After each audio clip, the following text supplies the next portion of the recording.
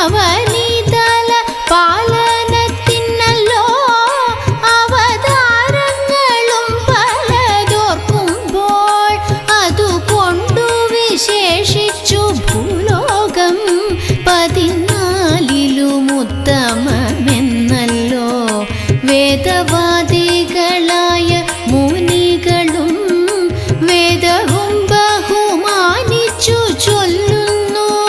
ലവണാബുധി മധ്യേ വിളങ്ങുന്ന ജംബുദ്വീപൊരു യോജന ലക്ഷവും സപ്തദ്വീപുകളുണ്ടതിലെത്രയും ഉത്തമമെന്നു വാഴ്ത്തുന്നു പിന്നെയും.